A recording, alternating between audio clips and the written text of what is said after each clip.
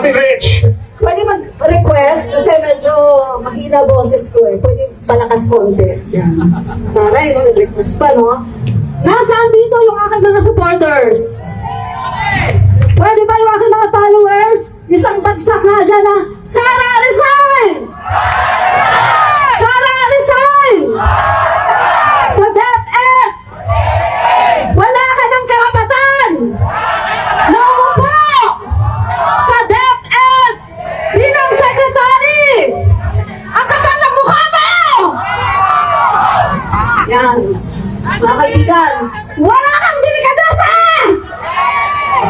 Mga kaibigan, bago ko po sasabihin sa inyo yung aking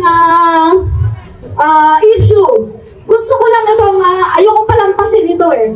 Kasi di ba alam nyo naman mga kaibigan, na si Sara Duterte ay inilalaga ng ating Pangulo bilang caretaker ng bansang Pilipinas nung siya ay umalis papunta sa ibang bansa. Pero anong ginawa ni Sara? Pumunta sa rally. Anong tawag doon? Makapal ang mukha! Walang delikadesa! Di ba? Ngayon, sasabihin niyo ba tama ang ginawa niya? Tuturuan ko siya ngayon bilang isang dating guro! Sara Duterte! Dapat alam mo kung paano umaksyon ang isang DepEd secretary! Idinalaga ka ng ating Pangulo na caretaker ng bansa. Dapat ang ginagawa mo ay naalagaan ng ating bansang Pilipinas at hindi pumupunta sa rally na pinapabagsak ang iyong boss. Ako talaga naiinis, no? Mga kaibigan, nararamdaman ba ang aking very intense emotion? Kasi naiinis ako eh. Bakit parang hindi ko kayo maramdaman? Ha? Okay, sinama. Sara resign! Sara resign! Sara resign! Sara resign! Sara resign! Mga kaibigan, eto sasabihin ko sa inyo. Halimbawa, meron kayong boss, di ba? Di ba kayo, mga empleyado kayo? Yung empleyado nyo, halimbawa, pumapasok kayo, no? Sa isang kumpanya. Tapos, meron kayong boss. Yung boss ninyo, may asawa. Siyempre, may asawa, no? Konti lang na walang asawa ngayon. Tapos, mga kaibigan, binastos mo yung asawa ng boss mo! Sa tingin mo ba kinabukasan, meron ka bang trabaho? Wala! Wala ka ng trabaho kinabukasan! Bakit ko sinasabing binastos niya ang asawa ng boss niya? Binastos niya si F. Elisa! Bakit? Bakit ko sabi yun? Dahil doon sa kanyang speech, mga kaibigan, imbis na i-acknowledge niya na valid ang emotion ni F. Elisa, anong ginawa niya? Ininsulto niya. Ang sabi niya, yung feelings daw ni F. Elisa, wala naman daw kinalaman doon sa kanyang, ano yan, kung nakinig kayo, doon sa kanyang yun, sa trabaho niya. Parang pinapamukha niya na, F. Elisa, ako merong mandato, ikaw? Ganon! So dito mga kaibigan, hindi lang si F. Elisa ang kanyang ininsulto. Ininsulto niya ang lahat ng mga first lady. Kasama na rin yung first gentleman, si Mike Arroyo. Diba? At hindi niya alam na yung nanay niya, kung hindi lang nangapit si Digong, yung nanay niya, first lady, sana. Diba? Totoo, di ba yung sinabi ko? Okay. Ngayon, ininsulto niya ang first lady natin. Hindi ko yun matanggap!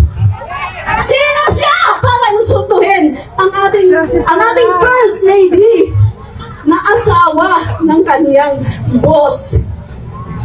Diba? Ang bait ng Pangulo!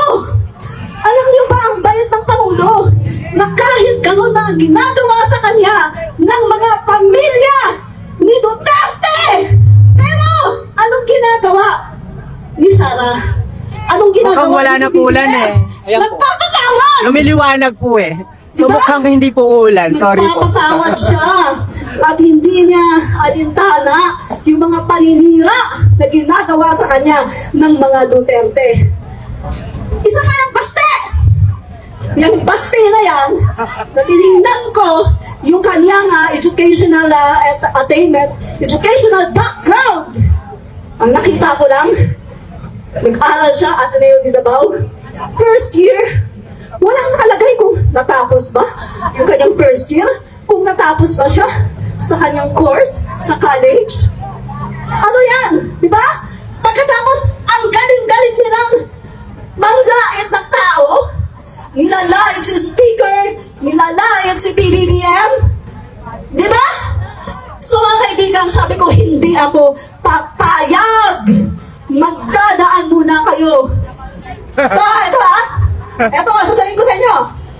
Dadaan kayo sa ibabaw ng aking sexy body.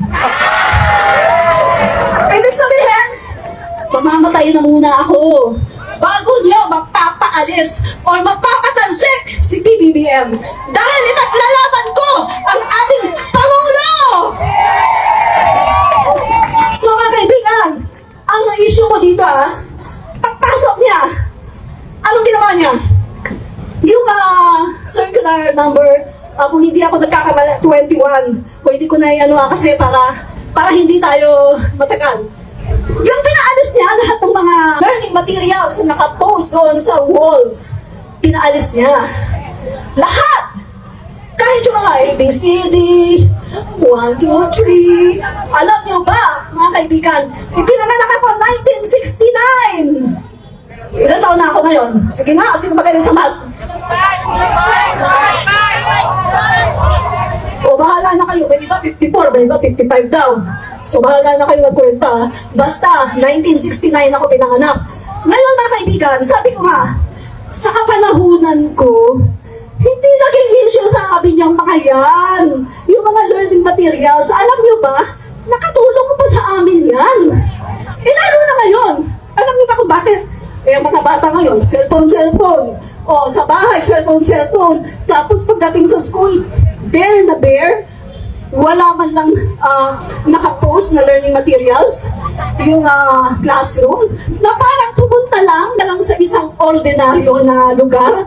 Parang hindi classroom yung pinuntahan. Di ba? So mga kaibigan, mali yun eh. Nakakita lang siya ng bagong pag-aaral na ganito daw ang gawin, ina-apply na naman niya. Palibhasa kasi, siya na mismo umamin na wala daw siyang background sa education.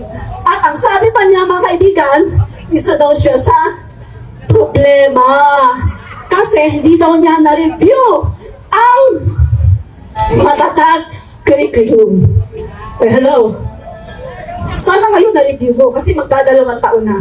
Kung hindi mo pa na-review yan, abang pamadamag mo naman. Diba? Tinake mo ang challenge as DepEd Secretary. So dapat ikaw ay mag-aral, mag-research ka naman para naman alam mo at hindi mo inaasa diyan sa mga expert na sinasabi mo, na mga guro dyan sa DepEd. So ano lang masasabi ko, Sarah? Naubusan po si Admin Rich. Masyado po siya. So ito lang masasabi ko, mga kaibigan.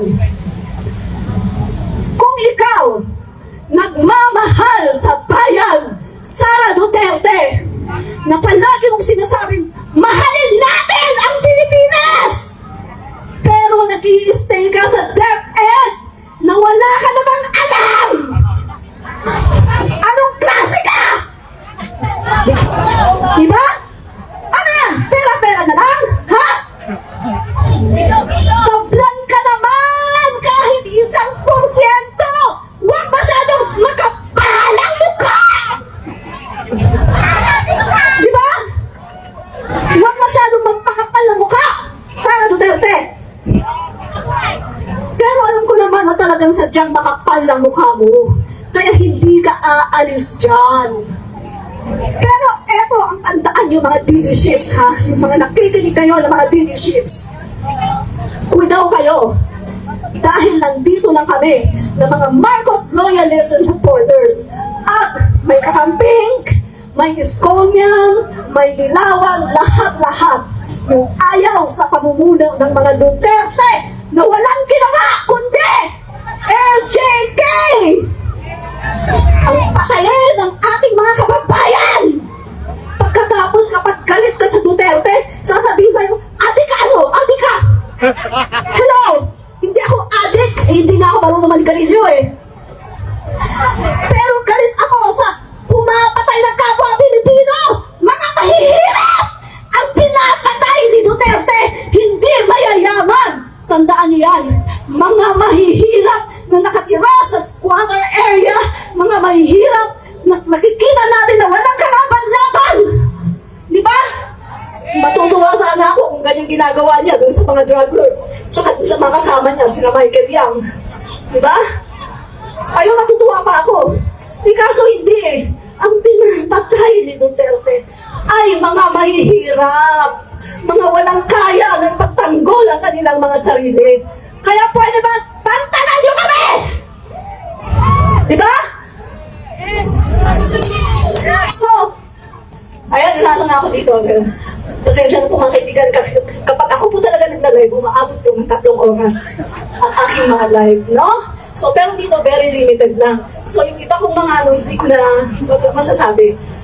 Maraming po salamat. Supportahan niyo po ulit si Admin Rich sa aking Facebook page, TikTok, at saka sa YouTube, no? Admin Rich po. So, bago ako bumaba, 3 beses muna na, Sara Resign! Energy. Saglit. Energy, ha? 3 beses sabay-sabay, ha?